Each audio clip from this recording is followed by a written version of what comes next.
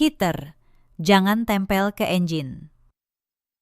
Voice, satu suara perempuan dewasa Indonesia, tenang dan berwibawa. Saran, engine, speed equals 1, zero pitch equals 0, language equals Indonesian. Emosi global manual jika engine mendukung. B1 to B3 calm steady, B4 tegang naik, B5 tegas dingin, B6 hangat reflektif, body bersih tanpa tag. Steep below this line. Ruang rapat utama di lantai 25 itu sunyi seperti es. Di ujung meja panjang, suami saya berdiri dengan dagu terangkat. Di sebelahnya, seorang perempuan dengan blazer merah tersenyum tipis. Vania, manajer keuangan perusahaan. Dan, seperti yang baru saya ketahui beberapa hari lalu, juga perempuan yang tidur dengan suami saya. Mulai hari ini, kata Rendra dengan suara lantang, pengelolaan penuh PT Cahaya Nusantara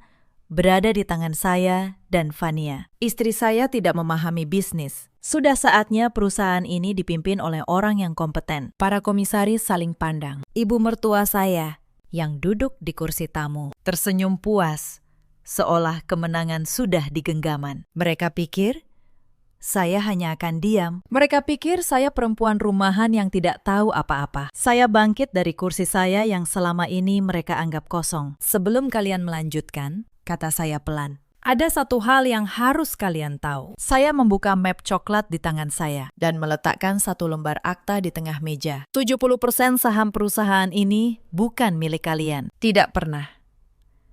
Wajah Rendra berubah pucat. Senyum Vania membeku. Dan ibu mertua saya, untuk pertama kalinya, kehilangan kata-kata. Halo, sahabat cerita. Selamat datang kembali di kanal ini. Tempat kita berbagi kisah-kisah tentang kehidupan, pengkhianatan, dan keadilan yang akhirnya datang. Sebelum kita mulai, tuliskan di kolom komentar kalian menonton dari kota mana. Dan jika kisah ini menyentuh hati kalian, jangan lupa tekan tombol like dan subscribe. Sekarang, mari kita kembali ke awal. Ke saat ketika saya masih percaya bahwa cinta dan kepercayaan bisa membangun sebuah keluarga. Nama saya Saraswati. Orang memanggil saya Sarah. Usia saya 29 tahun. Saya lahir dan besar di Jakarta. Dibesarkan oleh paman saya setelah kedua orang tua saya meninggal dalam kecelakaan saat saya berumur 7 tahun. Paman saya bernama Wirya. Bagi saya, beliau bukan sekedar paman. Beliau adalah ayah, ibu,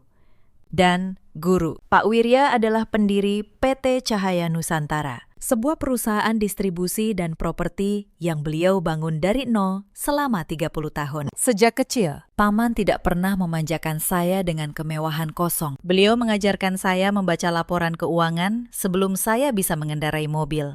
Beliau membawa saya ke rapat-rapat penting dan menyuruh saya diam, mendengarkan, dan belajar.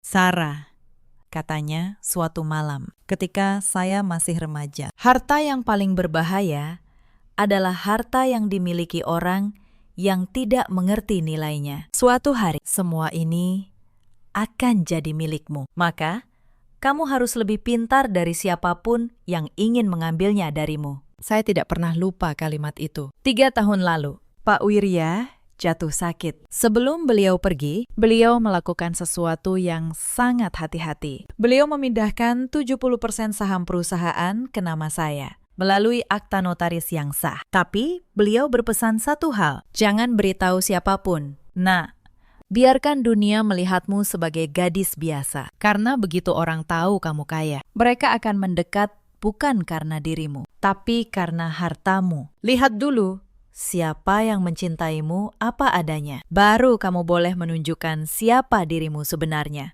Maka itulah yang saya lakukan. Saya hidup sederhana. Saya tidak pernah memamerkan apapun. Di mata orang, saya hanyalah seorang perempuan biasa yang bekerja paruh waktu sebagai konsultan kecil-kecilan. Paman wafat 2 tahun lalu. Dan setahun setelah itu, saya bertemu Rendra. Rendra bekerja sebagai manajer di sebuah perusahaan logistik. Ia tampan, sopan, dan pandai bicara. Pertemuan kami terasa seperti takdir. Ia memperlakukan saya dengan lembut, membukakan pintu, mengingat hal-hal kecil yang saya sukai. Yang paling membuat saya terkesan, ia sangat menyayangi ibunya, Bu Maemunah, ibu mertua saya. Bagi saya saat itu, seorang pria yang menghormati ibunya pasti pria yang baik. Saya tidak pernah memberitahu Rendra tentang perusahaan. Tidak juga tentang saham saya. Saya ingin tahu apakah ia mencintai saya atau hanya mencintai gagasan tentang saya. Kami menikah 8 bulan lalu.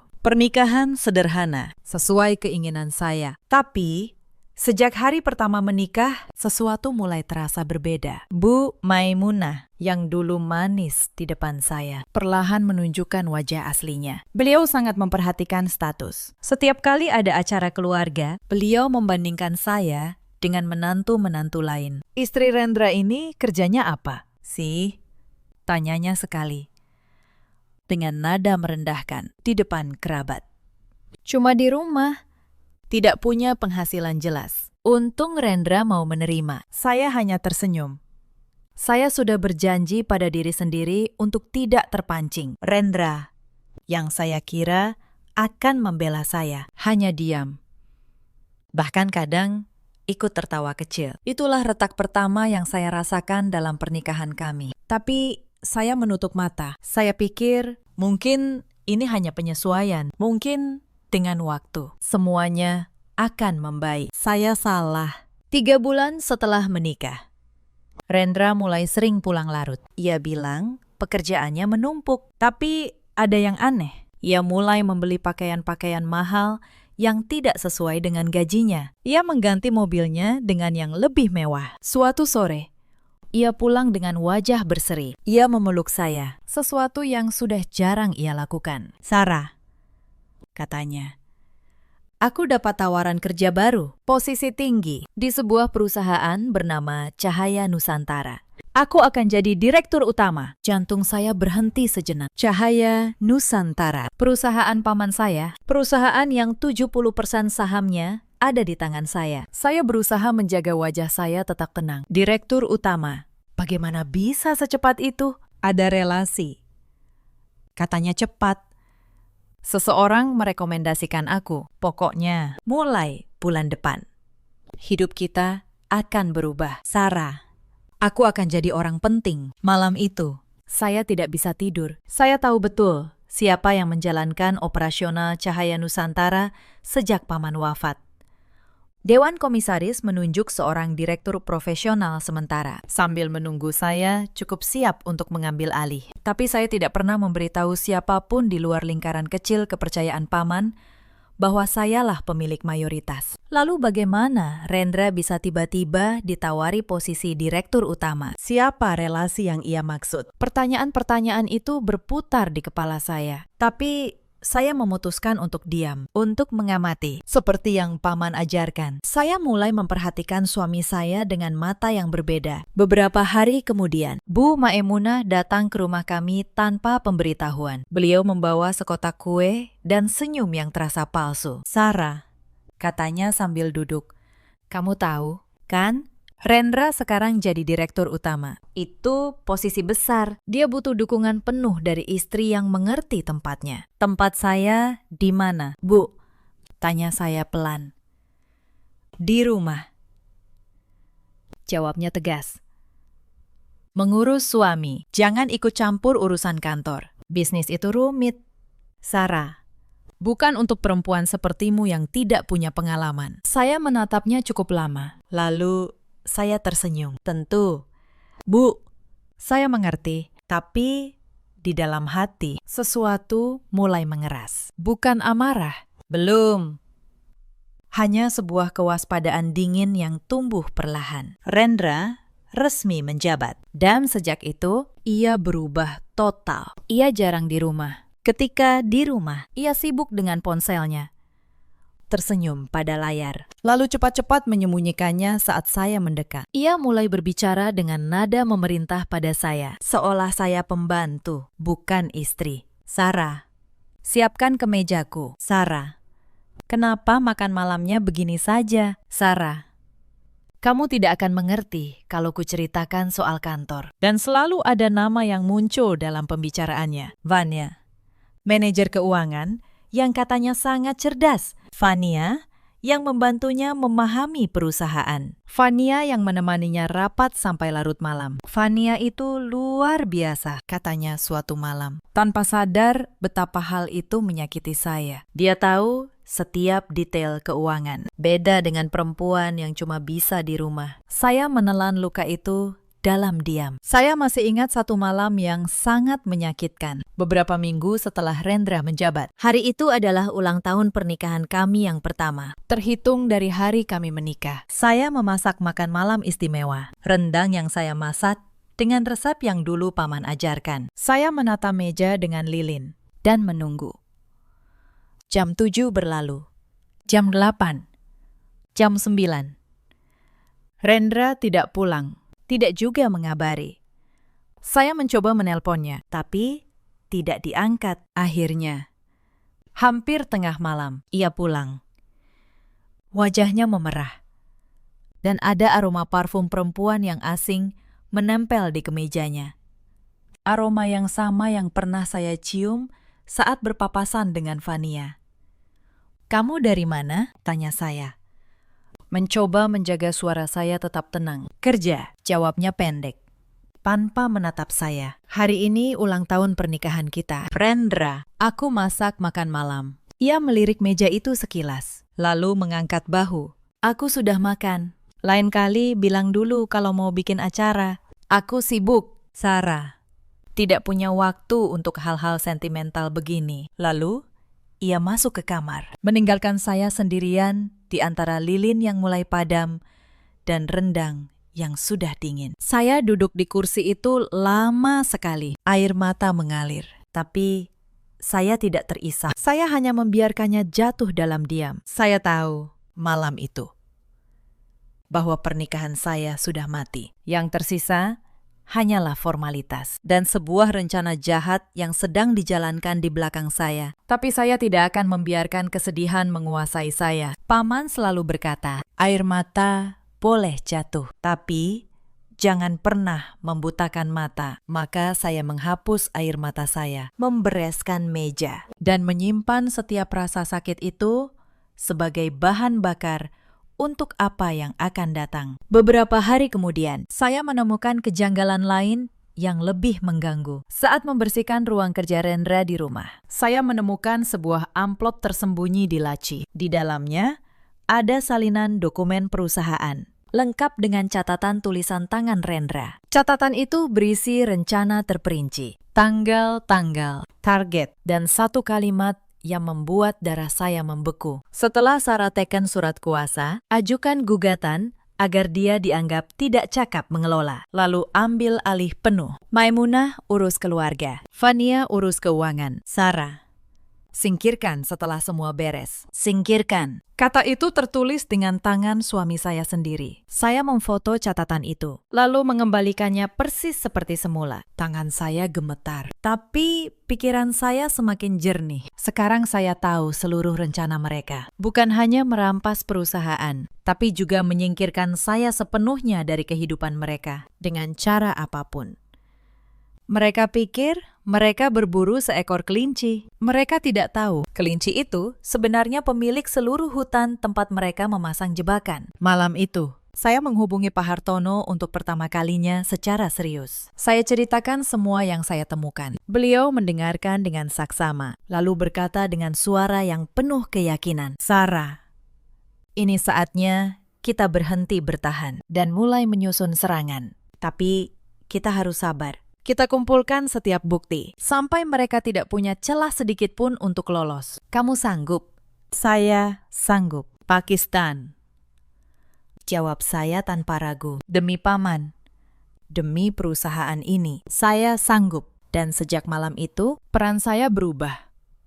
Saya bukan lagi korban yang menunggu. Saya menjadi pemburu yang sabar, yang dengan tenang menutup setiap jalan keluar bagi mangsanya. Tapi ada yang lebih mengganggu saya daripada rasa cemburu. Sebagai pemilik 70% saham, saya menerima laporan keuangan bulanan dari Pak Hartono, komisaris independen kepercayaan paman. melalui jalur yang sangat rahasia. Dan beberapa angka di laporan terakhir tidak masuk akal. Ada beberapa proyek baru yang nilainya membengkak tanpa penjelasan. Ada pengeluaran untuk konsultan eksternal yang jumlahnya fantastis. Dan semua itu mulai muncul tepat setelah Rendra dan Vania mengambil alih operasional. Saya tidak mengatakan apa-apa pada siapapun. Saya hanya menyimpan setiap laporan, mencatat setiap kejanggalan, membangun sebuah gambaran, sepotong demi sepotong. Suami saya pikir ia sedang mengambil alih sebuah perusahaan. Ia tidak tahu bahwa ia sedang menggali kuburnya sendiri dengan istri yang ia anggap bodoh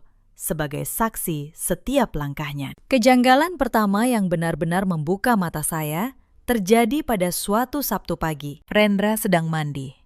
Ponselnya tertinggal di meja, berdering. Layarnya menyala. Sebuah nama muncul, Vania, dan di bawahnya sebaris pesan yang terbaca sekilas sebelum layar padam. Sayang, kapan kita singkirkan boneka itu? Aku sudah lelah pura-pura. Boneka. Saya tahu siapa yang mereka maksud. Tangan saya gemetar, bukan karena sedih, tapi karena akhirnya saya melihat kebenaran dengan mata kepala sendiri. Suami saya dan perempuan itu bukan sekedar berselingkuh. Mereka punya rencana, dan rencana itu melibatkan saya. Saya kembali ke dapur sebelum Rendra keluar. Saya menuang kopi seperti biasa. Saya tersenyum seperti biasa. Tapi di dalam, saya sudah menjadi orang yang berbeda. Hari itu, saya memutuskan satu hal. Saya tidak akan menangis. Saya tidak akan berteriak. Saya akan diam, mengamati, dan mengumpulkan. Sampai saatnya tiba. Insiden berikutnya datang seminggu kemudian. Rendra pulang membawa map tebal. Ia duduk di samping saya dengan wajah yang ia paksakan lembut. Sarah, ada sesuatu yang perlu kamu tanda tangani. Saya menatap map itu. Apa ini? Surat kuasa, katanya santai. Karena aku sekarang direktur utama dan kamu istriku. Ada beberapa urusan administratif yang butuh tanda tangan kita berdua. Untuk mempermudah, kamu cukup teken di sini. Biar aku yang urus sisanya. Saya membuka map itu perlahan. Mata saya menyusuri setiap baris dan jantung saya berdegup keras. Itu bukan surat administratif biasa. Itu adalah surat kuasa pengalihan hak suara atas saham. Surat yang, jika saya tanda tangani, akan memberikan Rendra kuasa penuh untuk mewakili dan menggunakan hak saham saya. Termasuk 70% yang ia tidak tahu adalah milik saya. Mereka tahu, atau setidaknya mereka curiga ada saham atas nama saya. Dan mereka ingin merampasnya secara halus, lewat secarik kertas. Saya menatap Rendra. Wajahnya begitu tenang. Begitu yakin saya akan menurut. Aku perlu membacanya dulu, kata saya pelan.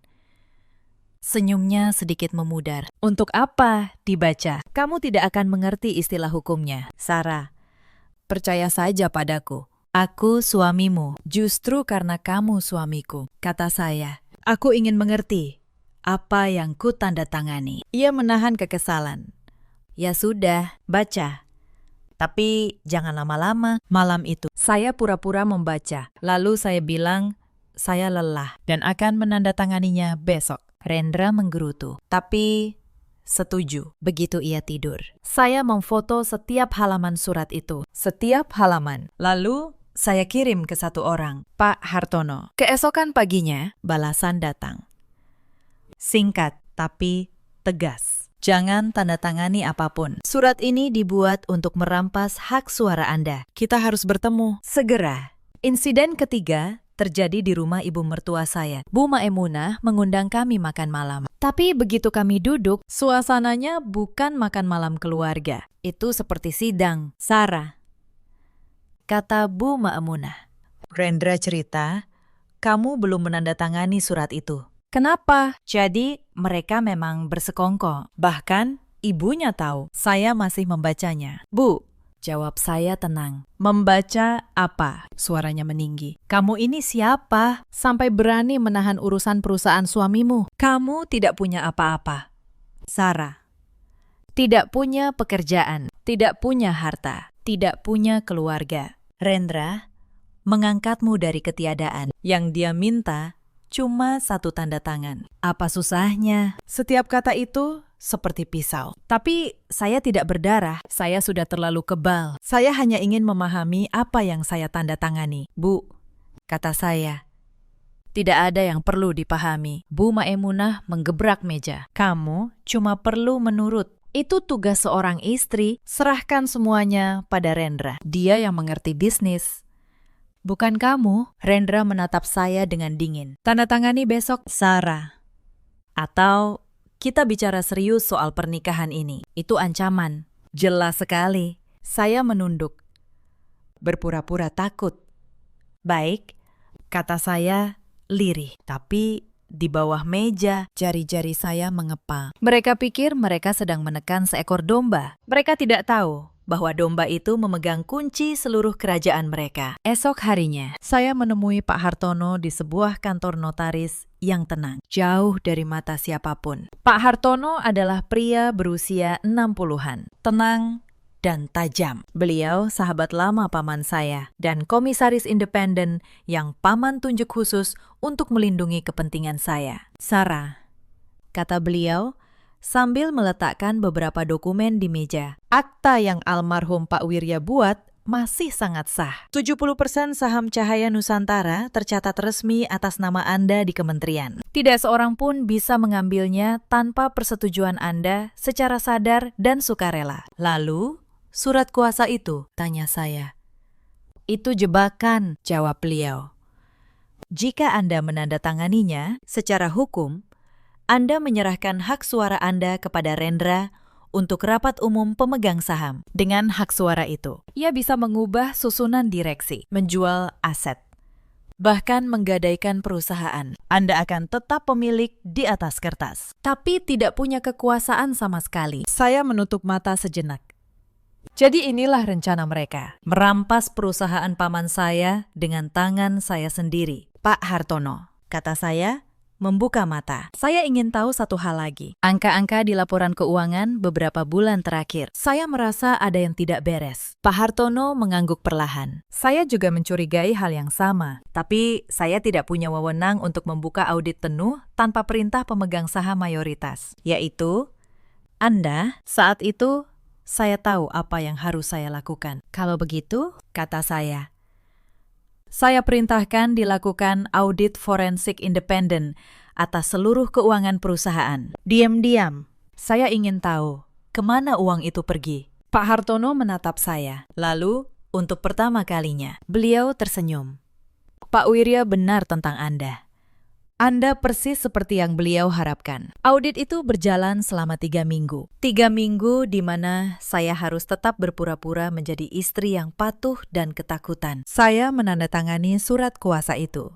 Ya, saya menandatanganinya. Tapi versi yang saya tandatangani adalah versi yang sudah Pak Hartono siapkan ulang dengan klausul tersembunyi yang membatalkan kuasanya secara otomatis jika digunakan untuk merugikan saya. Rendra tidak membacanya dengan teliti. Ia terlalu yakin sudah menang.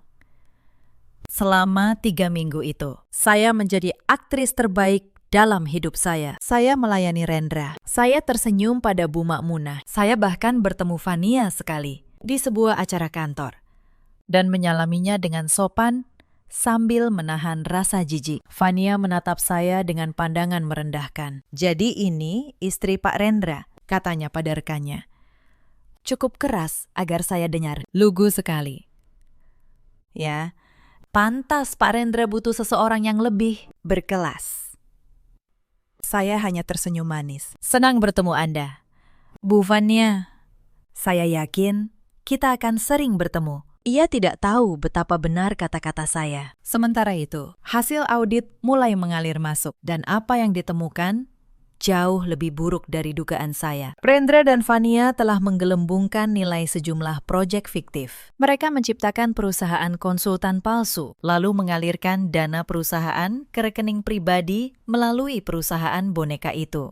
Total dana yang mereka selewengkan dalam waktu kurang dari 4 bulan mencapai 8 miliar rupiah. 8 miliar. Hasil kerja keras paman saya selama 30 tahun. Mereka curi dalam hitungan bulan. Ada satu detail kecil yang membuat saya semakin yakin bahwa keadilan harus ditegakkan. Bukan untuk saya saja, tapi untuk orang-orang yang tak bersuara. Mbak Rini suatu hari menceritakan bahwa Rendra dan Fania telah memecat 3 karyawan senior yang sudah mengabdi puluhan tahun sejak zaman paman saya. Alasannya mengada-ada. Yang sebenarnya, ketiga orang itu mulai mencurigai aliran dana yang janggal dan bertanya terlalu banyak. Salah satu dari mereka, Pak Darto, seorang kepala gudang yang jujur. Bahkan menemui saya diam-diam. Ia tidak tahu siapa saya sebenarnya. Ia hanya mengira saya istri direktur yang mungkin bisa membantu. Bu, katanya,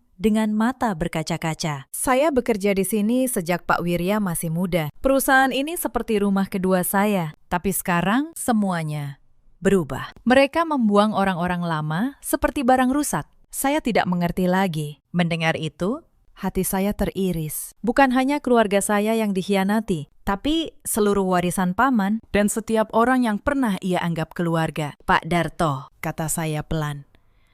Menahan agar suara saya tidak bergetar. Percayalah pada saya. Keadilan akan datang. Mungkin tidak hari ini, tapi pasti datang. Dan ketika itu terjadi, orang-orang baik seperti Bapak akan kembali ke tempat yang seharusnya. Ia menatap saya bingung. Tidak mengerti bagaimana saya bisa berkata begitu yakin. Tapi ia mengangguk dan pergi membawa sedikit harapan. Janji itu menjadi salah satu alasan terkuat saya. Saya berjanji pada diri sendiri bahwa ketika semuanya selesai, saya akan memanggil kembali setiap karyawan jujur yang mereka buang. Dan saya menepatinya. Bukti itu lengkap. Transfer, faktur palsu, korespondensi. Auditor forensik merangkum semuanya dalam satu laporan tebal, disertai jejak digital yang tidak bisa dibantah. Tapi ada satu temuan yang paling menghancurkan dan paling memberatkan mereka secara hukum. Dalam salah satu dokumen pengalihan dana, ada tanda tangan saya. Tanda tangan yang saya tidak pernah bubuhkan. Rendra telah memalsukan tanda tangan saya untuk mengesahkan salah satu transaksi gelap mereka. Pemalsuan tanda tangan. Itu bukan lagi sekedar pelanggaran etika perusahaan. Itu tindak pidana. Saya memegang laporan itu dengan tangan yang sangat tenang. Semua bukti sudah di tangan saya. Hak hukum sepenuhnya di pihak saya. Yang tersisa hanyalah memilih waktu dan tempat. Dan saya tahu persis kapan. Rendra telah mengumumkan akan menggelar rapat umum pemegang saham luar biasa. Di rapat itu, ia berencana menggunakan surat kuasa palsu untuk mengambil alih kendali penuh, lalu menjual sebagian aset perusahaan kepada pihak yang ternyata juga dikendalikan olehnya. Dan Fania. Ia mengundang seluruh dewan komisaris. Ia mengundang ibunya untuk menyaksikan kemenangannya. Ia bahkan mengundang Fania untuk duduk di sisinya. Calon ratu dari kerajaan curian. Dan ia mengundang saya, bukan sebagai pemilik, tapi sebagai istri yang akan menyaksikan suaminya berkuasa. Lalu menandatangani penyerahan terakhir di depan semua orang. Saya menerima undangan itu dengan senyum. Aku akan datang, kata saya pada Rendra. Aku tidak akan melewatkannya untuk apapun di dunia ini. Ia menatap saya, puas. Ia pikir saya sudah menyerah sepenuhnya. Malam sebelum rapat, saya duduk sendiri di kamar. Saya membuka sebuah kotak tua, kotak peninggalan paman. Di dalamnya ada foto kami berdua dan sepucuk surat yang beliau tulis sebelum wafat. Sarah sayang, jika kamu membaca surat ini di saat-saat sulit, ingatlah, kekuatanmu bukan pada amarah, tapi pada kesabaran. Orang jahat selalu meremehkan orang yang diam. Biarkan mereka. Lalu pada saat yang tepat, tunjukkan siapa dirimu. Dan jangan pernah, biarkan siapapun mengambil apa yang sudah kita bangun dengan cinta. Aku bangga padamu, Nak. Saya melipat surat itu dan menempelkannya ke dada saya. Besok, Paman, bisik saya.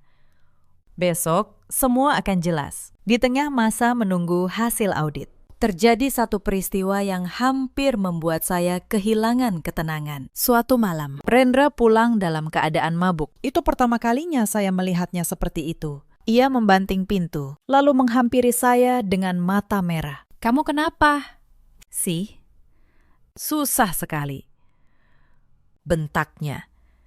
"Cuma tekan surat," Fania bilang. "Kamu pasti menyembunyikan sesuatu." "Apa yang kamu sembunyikan?"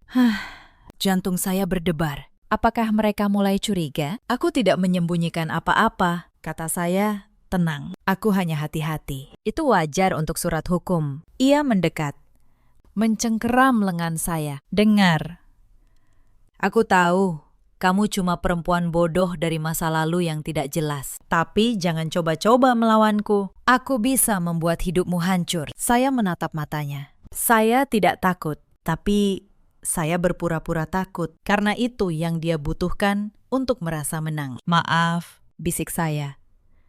"Aku akan menurut." Ia melepaskan lengan saya dengan kasar, lalu pergi tidur. Saya berdiri sendirian di ruang tamu, mengelus bekas merah di lengan saya. Malam itu, kebimbangan terakhir di hati saya hilang sepenuhnya. Tidak ada lagi sisa cinta, tidak ada lagi keraguan. Yang ada hanya tekad untuk menyelesaikan semuanya. Keesokan paginya, saya menemui Mbak Rini diam-diam di sebuah kafe kecil. Mbak Rini adalah sekretaris di Cahaya Nusantara. Perempuan jujur yang sudah bekerja sejak zaman paman saya. Selama ini, ia merasa ada yang salah dengan Rendra dan Fania, tapi tidak berani bicara. "Bu Sarah," katanya ragu.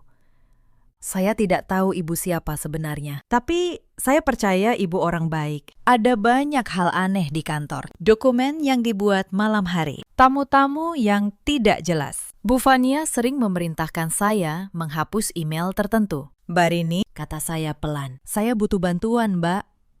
Tapi ini berisiko. Saya butuh seseorang di dalam yang bisa saya percaya." Ia menatap saya cukup lama. Lalu ia mengangguk mantap. "Pak Wirya dulu memperlakukan saya seperti keluarga. Kalau ada yang merusak perusahaan beliau, saya akan bantu ibu menghentikannya." Sejak hari itu, Mbak Rini menjadi mata dan telinga saya di kantor. Ia diam-diam menyimpan salinan email yang diperintahkan untuk dihapus. Ia mencatat siapa saja tamu mencurigakan yang datang, setiap potongan informasi yang ia berikan, melengkapi gambaran besar yang sedang saya bangun. Berkat Mbak Rini, saya menemukan sesuatu yang tidak terduga. Rendra dan Fania ternyata sudah menyiapkan pembeli untuk aset perusahaan. Sebuah perusahaan cangkang yang setelah ditelusuri tim audit, ternyata juga dikendalikan secara diam-diam oleh Fania melalui kerabatnya. Mereka berencana menjual gedung dan tanah perusahaan dengan harga murah kepada perusahaan mereka sendiri, lalu menjualnya kembali dengan harga pasar untuk keuntungan pribadi. Itu bukan lagi sekedar penggelapan, itu perampokan yang terencana rapi, dan semuanya akan dilegalkan dalam rapat umum pemegang saham yang akan datang. Jika saja saya benar-benar menyerahkan hak suara saya. Saya merasa marah, tapi kemarahan saya dingin, terkendali. Karena saya tahu semakin rapi rencana mereka, semakin keras mereka akan jatuh. 1 pekan sebelum rapat, Fania melakukan sesuatu yang membuat saya hampir tertawa karena percaya dirinya. Ia mengirim pesan kepada saya, berpura-pura ramah, mengajak bertemu untuk minum kopi sebagai sesama perempuan. Saya datang. Saya ingin melihat sejauh mana ia akan bermain. Di kafe itu, Fania tersenyum manis sambil mengaduk kopinya. "Sarah, aku ingin jujur padamu. Rendra dan aku, kami dekat. Sangat dekat. Aku rasa kamu sudah tahu." Saya diam. "Aku tidak ingin kamu terluka," lanjutnya, dengan nada yang penuh kepalsuan. "Jadi lebih baik kamu mundur baik-baik. Tanda tangani surat itu, lalu pergi. Rendra akan memberimu sedikit uang sebagai tanda terima kasih. Anggap saja kamu menjual sesuatu yang memang bukan milikmu." Saya menatapnya, lalu saya tersenyum. Dan untuk pertama kalinya, saya membiarkan sedikit kekuatan saya terlihat. "Bu Fania," kata saya pelan, "terima kasih atas sarannya. Tapi izinkan saya memberi saran balik. Dalam bisnis, jangan pernah menganggap lawanmu lemah hanya karena ia diam. Kadang, orang yang paling tenang di ruangan adalah orang yang memegang semua kartu." Senyum Fania memudar sedikit. Ada kebingungan di matanya, tapi ia cepat menutupinya dengan tawa. "Kamu lucu, Sarah.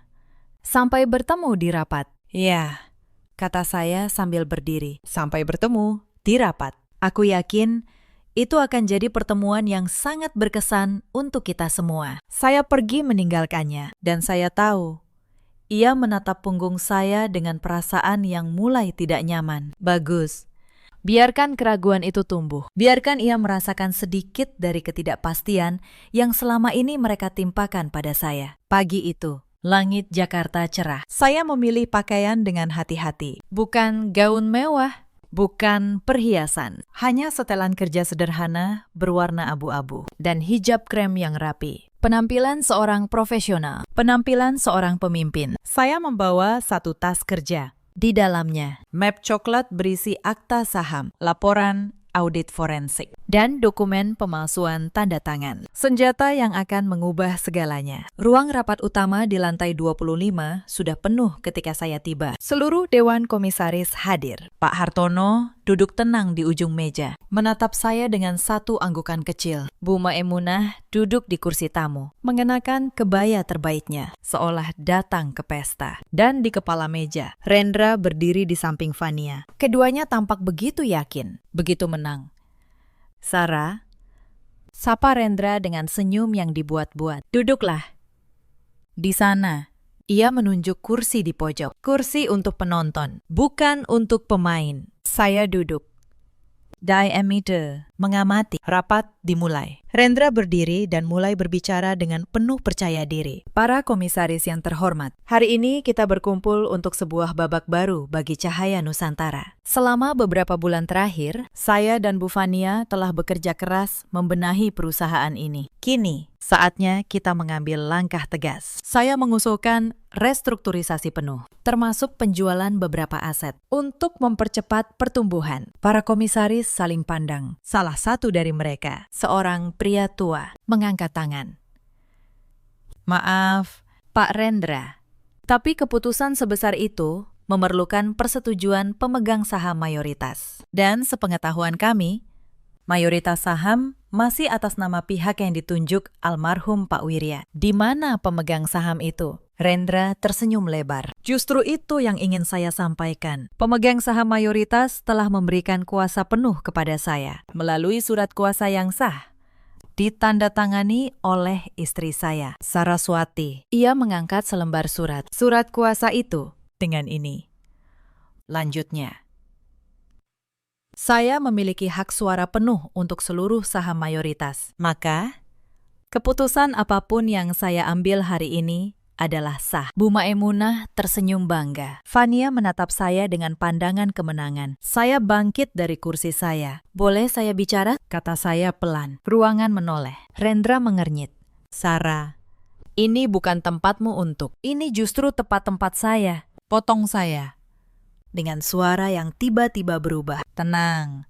Tapi setajam baja. Saya melangkah ke tengah ruangan. Saya membuka tas kerja saya dan mengeluarkan map coklat. Pak Rendra baru saja menyebut nama saya. Saraswati, istrinya, perempuan yang katanya tidak mengerti bisnis. Perempuan yang hanya bisa di rumah. Saya menatap satu persatu wajah di ruangan itu. Maka izinkan saya memperkenalkan diri dengan benar. Saya meletakkan akta saham di tengah meja. Nama saya Saraswati dan saya bukan sekadar istri Rendra. Saya adalah pemegang 70% saham PT Cahaya Nusantara, pemilik mayoritas perusahaan ini. Akta ini dibuat oleh almarhum paman saya, Pak Wirya, pendiri perusahaan, 3 tahun lalu, dan tercatat resmi di kementerian. Keheningan total melanda ruangan. Wajah Rendra memucat. Itu tidak mungkin. Periksa sendiri, kata saya. Tenang, mendorong akta itu ke arah para komisaris. Hubungi notaris, hubungi kementerian. Semua sah. Pak Hartono berdiri. Saya bisa mengkonfirmasi keabsahan dokumen ini. Saya komisaris independen yang ditunjuk almarhum Pak Wirya untuk melindungi kepemilikan Ibu Saraswati. Semua benar adanya. Bu Maemunah berdiri dengan wajah panik. Tidak.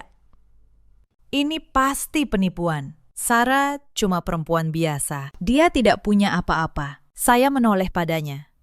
Maaf, Bu. Selama ini Ibu bilang saya tidak punya apa-apa. Tidak punya pekerjaan.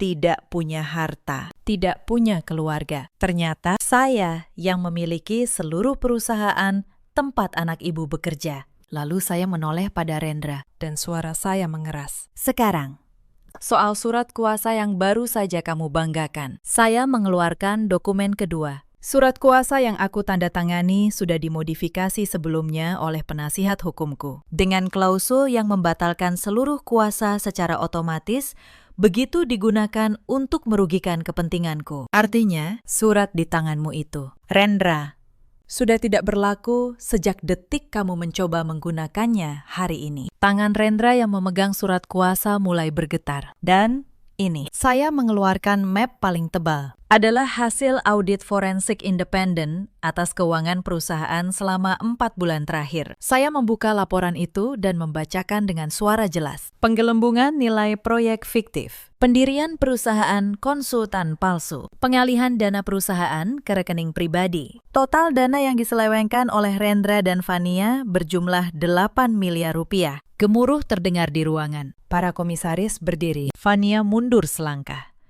Wajahnya pucat pasi. Itu bohong. Pekik Fania. Kalian tidak punya bukti. Buktinya lengkap. Kata saya, tenang. Transfer bank, faktur palsu, korespondensi antara kalian berdua, termasuk pesan yang kalian kirim, yang menyebut saya sebagai boneka yang harus disingkirkan. Fania terdiam.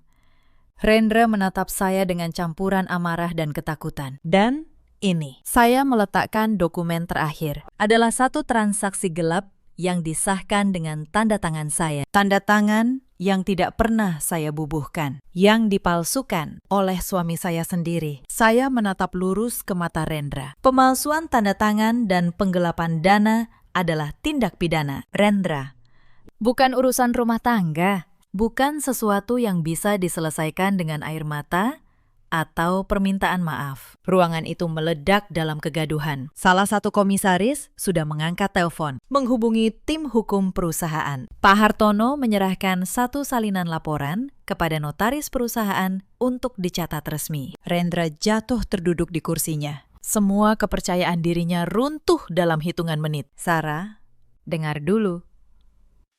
Kita bisa bicara baik-baik. Aku suamimu. Suami. Ulang saya pelan. Suami yang berselingkuh. Suami yang ingin merampas perusahaan istrinya. Suami yang memalsukan tanda tangan istrinya untuk mencuri. Tidak.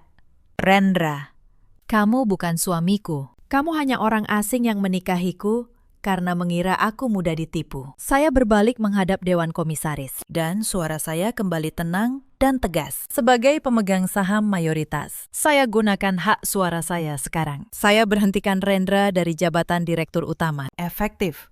Saat ini juga. Saya berhentikan Fania dari jabatan Manajer Keuangan. Dan saya perintahkan tim hukum perusahaan untuk menempuh jalur pidana atas penggelapan dana dan pemalsuan dokumen. Tidak ada satupun komisaris yang menentang. Mereka menyetujui dengan suara bulat. Bu Maemunah menangis, memegangi lengan saya. Sarah, tolong.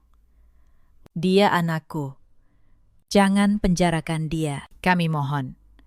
Saya menatapnya. Untuk sesaat, ada belas kasihan di hati saya. Tapi lalu saya teringat setiap penghinaan, setiap kebohongan, setiap rencana untuk menyingkirkan saya. Bu, kata saya pelan. Ibu pernah bilang, saya tidak punya keluarga, jadi saya pantas diinjak. Tapi keluarga sejati tidak saling mengkhianati untuk uang. Apa yang dituai anak ibu hari ini adalah benih yang ibu sendiri ikut tanam. Saya melepaskan tangannya dengan lembut dan berjalan menuju kepala meja. Ke kursi yang selama ini bukan milik Rendra. Kursi yang selalu menjadi milik saya. Saya duduk di sana. Dan untuk pertama kalinya, seluruh ruangan menatap saya bukan dengan penghinaan, tapi dengan hormat. Hari-hari setelah rapat itu berjalan cepat, seperti air bah yang akhirnya menemukan jalannya. Tim hukum perusahaan bergerak tanpa ragu. Laporan resmi diajukan ke pihak berwajib. Bukti audit forensik yang lengkap membuat kasusnya menjadi sangat kuat. Tidak ada celah untuk berkelit. Rendra dan Fania ditahan untuk diperiksa dalam waktu kurang dari seminggu. Aset-aset mereka yang dibeli dari uang hasil penggelapan, mobil mewah, apartemen, perhiasan, Semuanya disita sebagai barang bukti. Saya tidak hadir saat mereka dibawa. Saya tidak perlu. Tapi Pak Hartono menceritakan pada saya bagaimana ekspresi mereka. Rendra, yang selalu sombong, menundukkan kepala dan tidak berani menatap siapapun. Vanya, yang selalu merasa lebih berkelas, menangis histeris sambil meneriakan bahwa ini semua bukan sepenuhnya salahnya. Mereka saling menyalahkan. Tentu saja, orang-orang yang bersekutu karena keserakahan selalu berakhir saling memangsa ketika keserakahan itu runtuh. Beberapa hari kemudian, saya menerima telepon dari Bu Makmunah. Suaranya sudah tidak sombong lagi, hanya getir dan putus asa. "Sarah," katanya terisak, "tolong cabut laporannya. Aku mohon.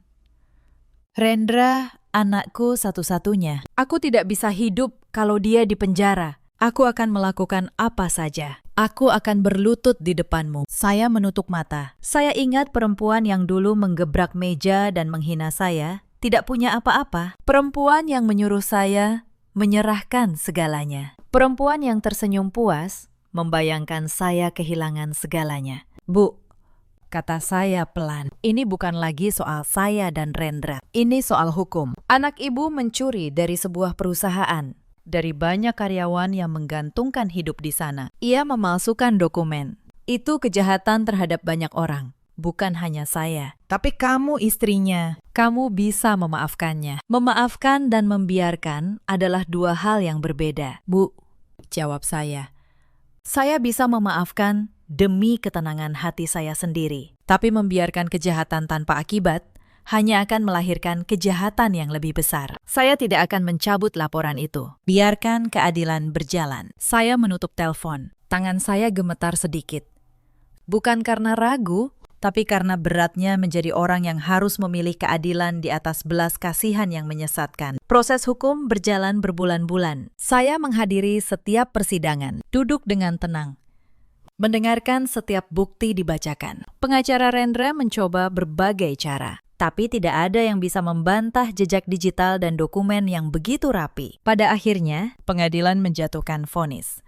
Rendra dan Vanya dinyatakan bersalah atas penggelapan dana dan pemalsuan dokumen. Keduanya harus menjalani hukuman penjara dan diwajibkan mengembalikan seluruh dana yang mereka selewengkan. Pernikahan saya dengan Rendra resmi berakhir. Bukan sebagai janda yang dikasihani, seperti yang pernah mereka ramalkan dengan nada mengejek, tapi sebagai perempuan merdeka yang berdiri di atas kakinya sendiri. Sementara itu, perusahaan paman saya selamat. Lebih dari selamat, dengan kembalinya dana yang diselewengkan, dan dengan kepemimpinan yang sekarang berada di tangan yang benar. Cahaya Nusantara mulai pulih dan tumbuh kembali. Saya mengambil alih sebagai pemilik dan pemimpin tertinggi. Saya tidak melakukannya sendirian. Pak Hartono menjadi penasihat saya. Mbak Rini, sekretaris setia yang selama ini diam-diam mengawasi gerak-gerik Rendra dan melaporkannya pada saya, menjadi tangan kanan saya. Para karyawan yang dulu berbisik meragukan saya, kini menatap saya dengan hormat. Mereka melihat seorang pemimpin yang adil, yang menyelamatkan perusahaan tempat mereka mencari nafkah dari tangan-tangan rakus. Saya tidak pernah lupa pada mereka yang setia. Saya menaikkan kesejahteraan karyawan. Saya membangun sistem pengawasan keuangan yang ketat agar tidak ada lagi yang bisa mencuri dari kerja keras orang banyak. Saya menjalankan perusahaan persis seperti yang paman saya impikan, dengan kejujuran